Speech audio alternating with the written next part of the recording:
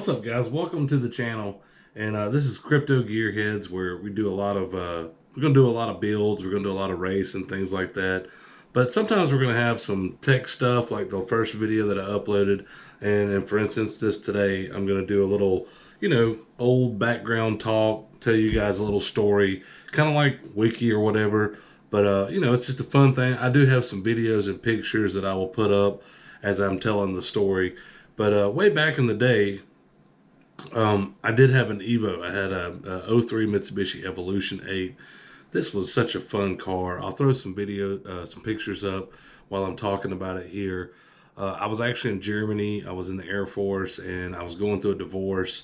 And I decided to pick up the car. It was a good deal at the time. I think it was like $16,000. I did some really fun stuff with it. I raced it on the Nürburgring. As you'll see, there was a Nürburgring sticker on the back of the car. Just had a blast with that car while I was in Germany. I ended up topping it out on the Autobahn at like 175 mile an hour. Really cool car, real fun to have. Well, when I was on the Nürburgring, the oil sloshing back and forth, it ended up toasting the motor. It starved the bottom, the oil pump, and from sliding through the turns and all that. I had to rebuild the motor. So when I did rebuild it, we had an auto hobby shop on base. And I completely rebuilt the bottom end, put a bigger turbo on it, all that good stuff. It had Weisico 1400 HD, 40 over pistons, Manley rods, 4G64 100 millimeter stroker crank. The stock one I think is 88 millimeters. I put a MAP Performance EF4, which is a 61 millimeter stock frame turbo on it. I didn't do anything with the head. I just cleaned the head up, put the head back together with the stock cams.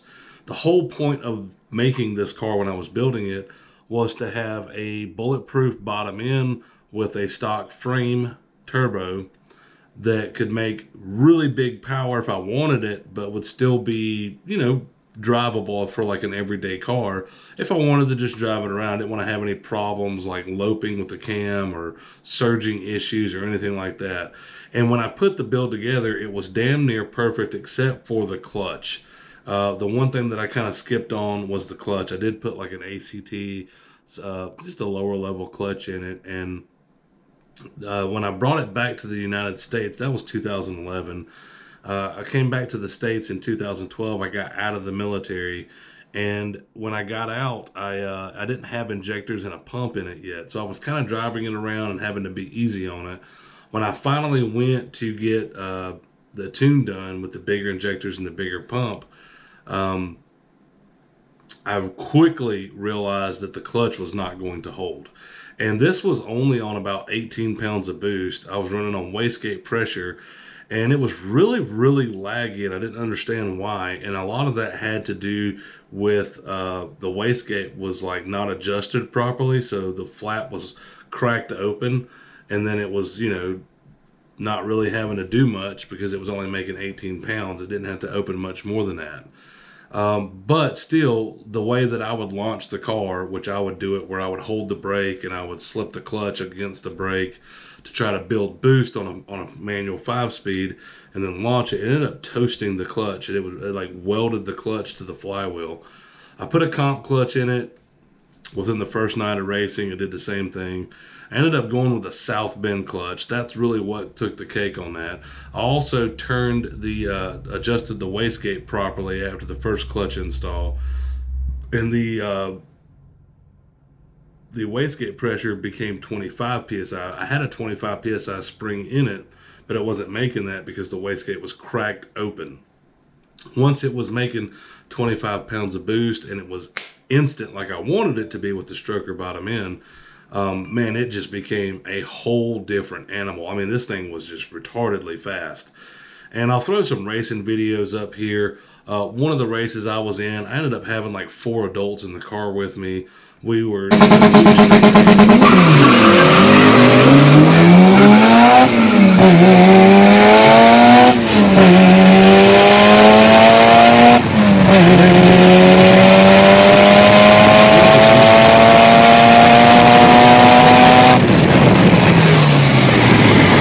half a bridge. I mean, just torched this poor guy really, really hard. The second video that I'll show you is on when I raced a buddy of mine with a Lexus. He had a Lexus IS 300 2JZ car, 70 millimeter turbo, so a bigger turbo and a bigger motor than what was in my car. I'm still on 25 pounds of boost. I gave him the hit on the roll, and I ran him back down pretty quickly. And then when we did just a short little dig, I gave him the hit again and instantly just pulled away. The rolls on that car, it wasn't fantastic. This car didn't do rolls very good. They have very heavily stacked gearing, 456 final drive ratio. It would run out of it on the top end pretty quickly. So when it comes to roll races with cars, you know, it typically would hold its own, but it didn't win all of them. When it came to dig racing back then, dig racing is for the stop. That car was an animal on the street. I mean, it had Bridgestone Blizzaks, which is not, you know, it's not a racing tire, but it's a soft compound winter tire, and it did really, really well with that tire on there on the street. Now, it did blow all four tires off on the launch every single time, but it still pulled through the spin pretty well, and there wasn't any race from a stop that I ever lost in that car, which is pretty amazing. I'm not trying to say that it was the fastest car around. There was obviously other cars a lot faster than that one, but anything that I had got up against at that point in time when I had that car, it just annihilated everything. And I'll even show you a picture here. This video was deleted off the internet because the guy got really upset, and he did not like the fact that this little Evo beat up on his Cobra that ran bottom 11s. And I ended up, I think I beat him by about 4 car lengths that night.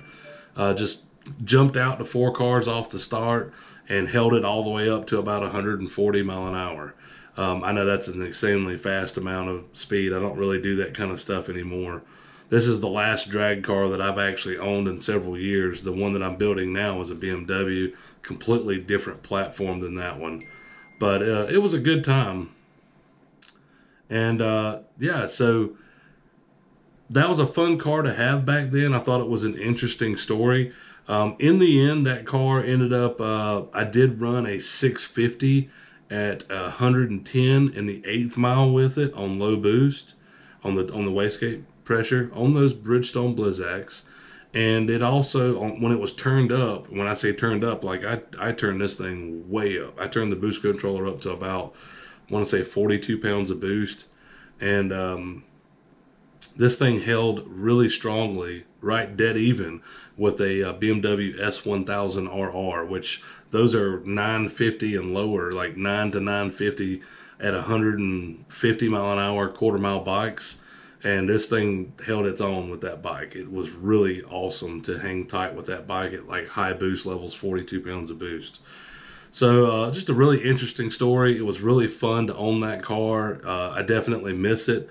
And, you know, maybe in the future I'll pick up another one and, you know, do something even crazier this time. We'll see how it goes. But the BMW that I'm building right now, it's a completely different animal. This isn't like an all-wheel drive street car. This is a rear-wheel drive, going to be fully caged, twin-turbo, 427 LSX and all that good stuff. But I just thought it was an interesting story. Maybe you guys would want to hear it. You know, being that I have the videos and the pictures that I could show you. Don't forget to like, comment, and subscribe. And I'll see you guys in the next one.